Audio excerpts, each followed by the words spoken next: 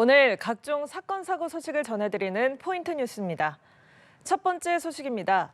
오늘 오후 경기도 광명시 광명 서울고속도로 연장 공사 현장에서 30대 외국인 노동자가 감전으로 추정되는 사고를 당해 의식불명에 빠졌습니다.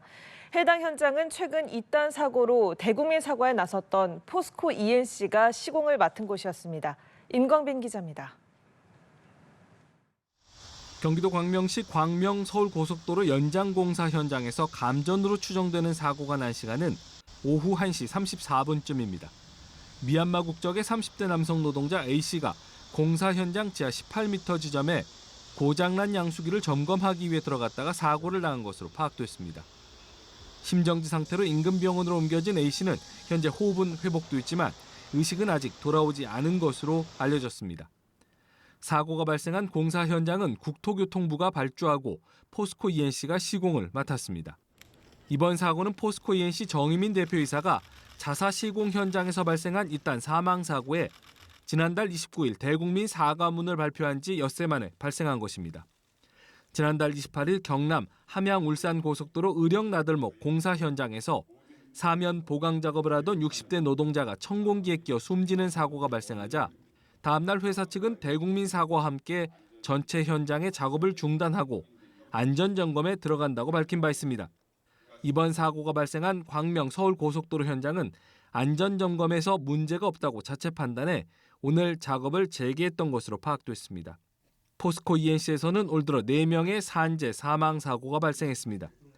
이에 이재명 대통령이 국무회의에서 똑같은 사고의 반복은 미필적 고의에 의한 살인이라고 질타하기도 했는데 또다시 사고가 재발하면서 포스코 ENC의 현장 안전관리가 재차 도마 위에 오르게 됐습니다. 연합뉴스TV 임광빈입니다.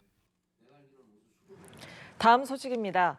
어제 경북 영천의 화장품 원료 공장에서 발생한 대형 폭발 화재 사고로 실종됐던 근로자가 결국 숨진 채 발견됐습니다.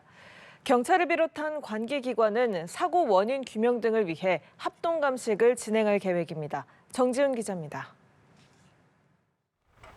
공장이 형체를 알 수 없게 폭삭 주저앉았습니다.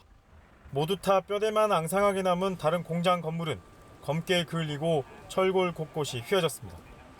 타버린 차량과 녹아내린 자재들, 말 그대로 아수라장이 됐습니다. 폭발 사고로 인근 공장 외벽이 무너지고 주변 곳곳엔 종이장처럼 구겨진 건물 잔해가 흩어져 있습니다. 당시 폭발 위력이 얼마나 컸는지를 보여줍니다. 지난 주말 경북 영천시 금호읍 최신공단의 한 화장품 원료 제조 공장에서 폭발과 함께 화재가 발생했습니다.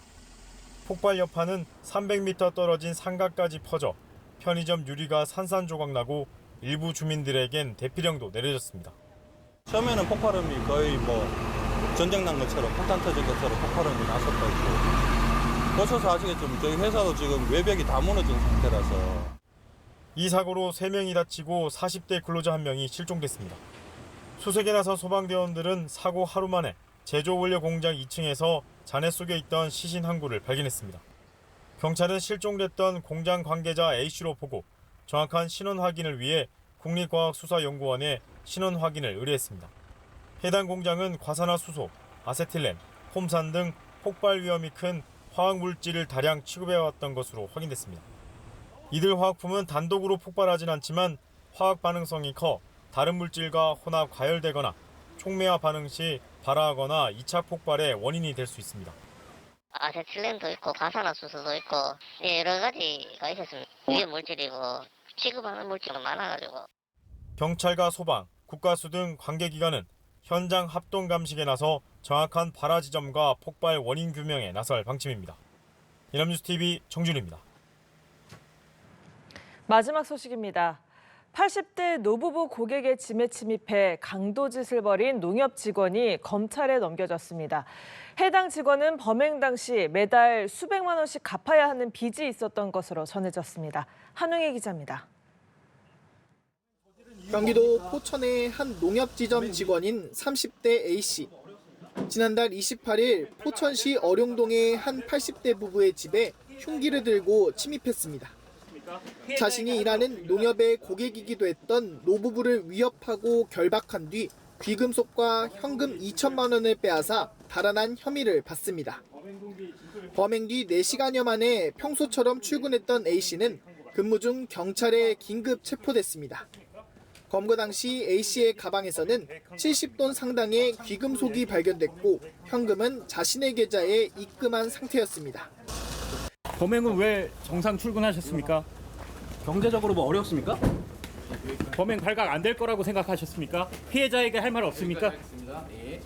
A씨는 옆 창구를 찾은 피해자가 3억 원을 출금하겠다고 말하는 것을 듣고 범행을 저지른 것으로 조사됐습니다. A씨는 범행 당시 매달 수백만 원을 상환해야 할 정도로 많은 빚을 지고 있었던 것으로 전해졌습니다. 경찰 관계자는 돈이 필요했던 것은 분명해 보이지만 구체적인 동기는 조사가 더 필요하다며 금융거래 등 관련 자료를 살펴보고 있다고 말했습니다. 경찰은 금융거래 내역 등을 바탕으로 정확한 빚의 규모와 빚을 지게 된 경위, A씨가 빚 독촉에 시달렸는지 등을 조사할 예정입니다. 연합뉴스TV 한웅입니다.